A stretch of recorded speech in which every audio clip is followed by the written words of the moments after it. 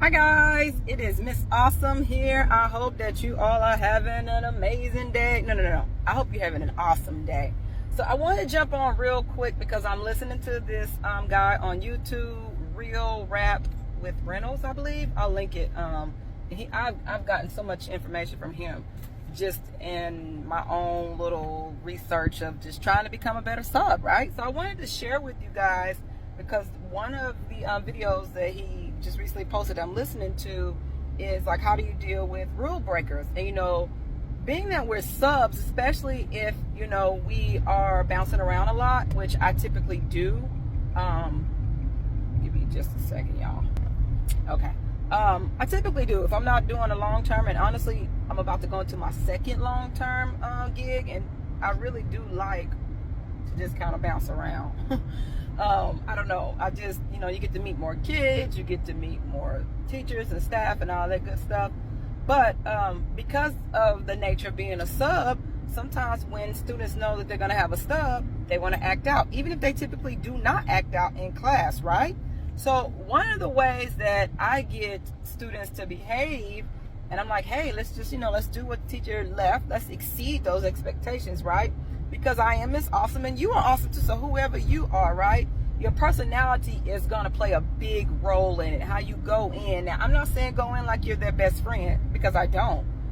You'll find your niche, your sweet spot, where you work well with students. And that may be trial and error, because it was trial and error for me. But, and I know you heard this before, never let them smell your fear.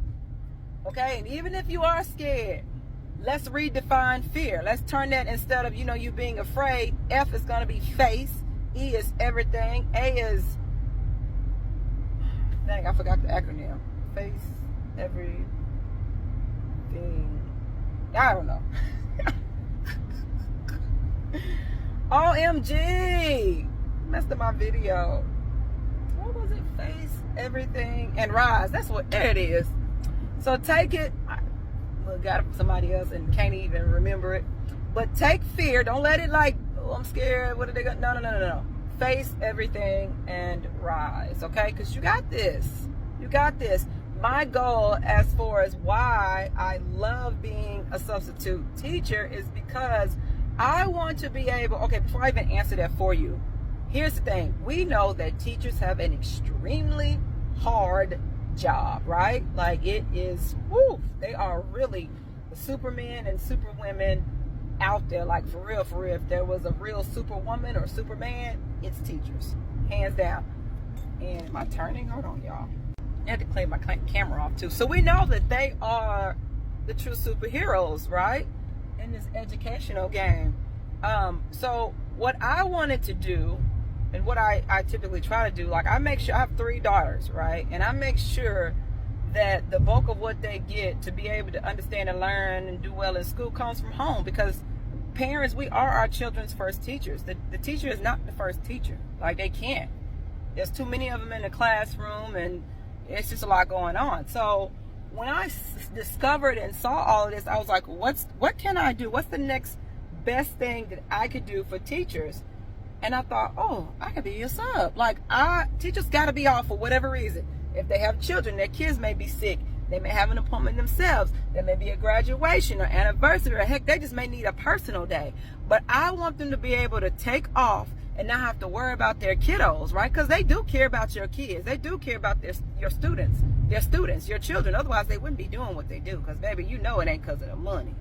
So anyways, I want to be able to be that breath of fresh air for those teachers, right? When they need to take a moment for whatever reason to have somebody come in and take care of their classroom. Hold on, y'all. Okay, y'all. Sorry, my GPS is misbehaving. But I just want to be that breath of fresh air for them so that they don't have to worry about their classroom. I always love to leave the classroom better than I found it. I like to leave a handwritten note. I like to start with the positive. And if I have to put something in there that needed to be addressed, I will do that, and then I end with the positive. I call it the sandwich method, right? I also want to be like a great support for the administration, right? Like, it's nothing more stressful than a teacher being out and they can't find a sub. Now, I do work for a company who sends subs out, but when I go in, and usually you're meeting with the secretary or whoever's at the desk, I'm friendly. I'm like, how you doing? I try to learn their names, because even though I typically bounce around a lot, I go to the same schools, especially if they're if they're close to where I live, and they're in that nice little range that I like. So that's another thing. Learn your sweet spot. For me, it's really pre-K to 3rd grade. I'm about to try 4th, so I'll let you know how 4th goes. But I know I don't necessarily do well with high school students. Like, I did sub at one high school, and it was the only high school class teacher that I would sub for. She was a part-time teacher. And it was funny because, y'all, now that you asked for all of this, the very first time I subbed, I was like, oh, I said, 1, I'm never coming back to this school. And 2, I was like, I'm never going to sub for high school again. Now, I've not subbed for any other high school, but this teacher, don't know how, I guess she must have got my information through the school or whatever, contacted me.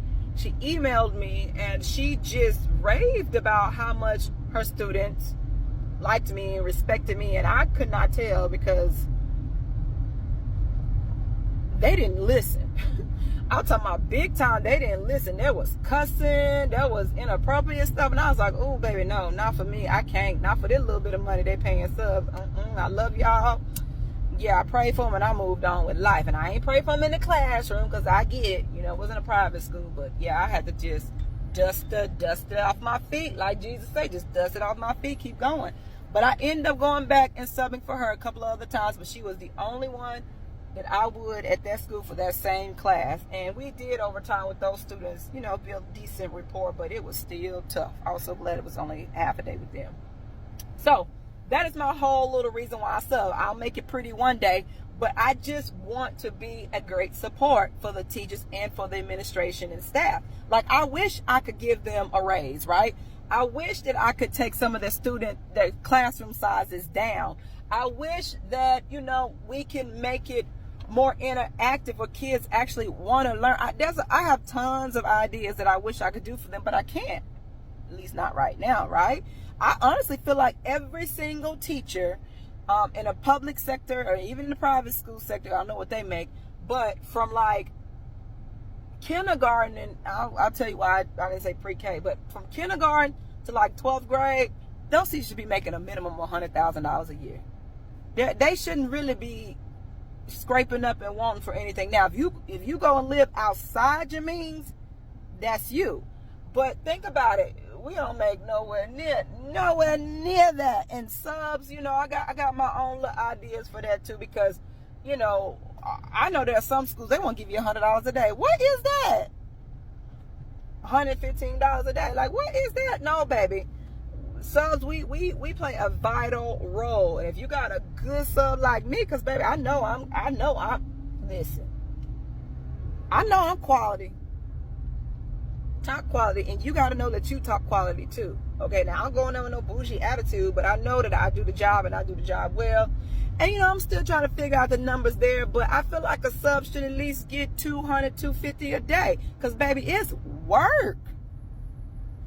It's work. And it's not like we there 5 days a week. Now, if you're on a long term, it's a little different. I almost feel like, whatever that teacher's salary is, like let's take it and divide it up and do the math. But I should be paid what they are almost paid, because I know I didn't do with my first long term. I didn't do everything that the teacher did, but baby, I was doing everything. I wasn't responsible for like putting in the grades, but I still had to grade the paper, still did conferences, still did all this other stuff. So I get it. You might not give me 100% of what the teacher make, but baby, I can get at least 85. I already ain't getting no benefits, but I'm getting all the way off. So coming back to why I originally made this video, Lord, it's a lot, right? Sorry, all of you, if you've been with me this far. Why I originally made this video is one of the ways that I get the students to behave and listen when I am subbing, especially if it's, not a long term, just something that I'm doing for the day, is I let them know, listen, you'll never find another sub like me. And if you want me to come back, you're going to have to act right. It's just that simple. If I can't get you to act right because your teacher going to be out, then I ain't coming back. You get who you get, but it won't be me. And you like, do that really work? Yes, baby, it really works. And then I love the schools where the kids kind of, they don't stay in the same classroom all day. Thank you, lady. Because they'll tell their, like I was a math and science teacher for long term with this last one. So of course, they have their reading and whatever the other teacher is. So they'll let that one know, hey, when you got to be out, can you get Miss Awesome? Can you get Miss Awesome? And I'm not coming to play, baby. No, we gonna get the work done, and I'm gonna throw in a little extra if I have to. And I don't know about you subs, but I have been in a position where the teacher, it was like an emergency or something like that, and maybe they didn't have an emergency substitute teacher kit. Which, y'all, if you don't have something like that for yourself, because you never know, you really should look into putting something together. It doesn't have to be major, but like the company I work for, they're cool with that. Like, if just in case, sometimes teachers don't give enough, or the students go through it really quickly, or whatever the case may be, they might not have had time to put anything out there. So what I've done personally is I have come up with my what I call Miss Awesome sub kits, and so I will take these with me after this long term I'm about to do into whatever grade I'm subbing for. So I have it from pre-K all the way to I think I'll stop at 6th grade, but I don't typically sub for 5th, 6th grade unless I'm going to my sister-in-law school, and that's a Christian private school, and there I don't really need to take it because they usually have more than enough for me to do with the students. But anyways, because you don't want to be stuck in a classroom with students and you don't know what to do with them, because baby, it will be a party, and it'll be a party that you don't want to be at. So that's my tip, right? Like, I'm sorry it's this long. It's way long.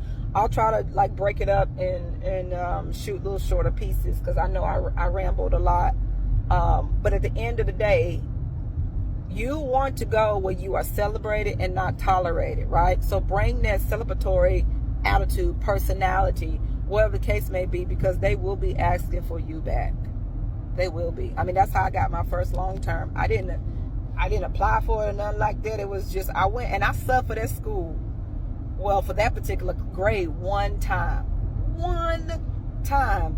And I think that was one class that I had told myself in my head, because you know how we do subs. Shoot, we got to work too hard for that money. I'm good. Like, because I got to go home to 3 kids and a husband who's recovering from a stroke. So, like, I get it, but I tell my students all the time, listen, I'm here to teach if you're here to learn. And we'll go far together if we could do that. But that's just my 2 cents, y'all. I just want to drop that to you guys. I hope you have a great 24-25 school year. Go ahead and get in the habit of just educating yourself, filling yourself with whatever you need to get ready for what's about to come. I know you're not the teacher, but again, another way that you get these students to listen and actually want to do the work the teacher left is you got to be knowledgeable. You got to be comfortable in your skin and what the assignment is, right? Understand the assignment, even if you just got it that day. So y'all have a great day. This is Miss Awesome signing off. Sorry it was so long-winded. I'll do my best to break it up in a couple of shorts. We'll see. Bye, y'all.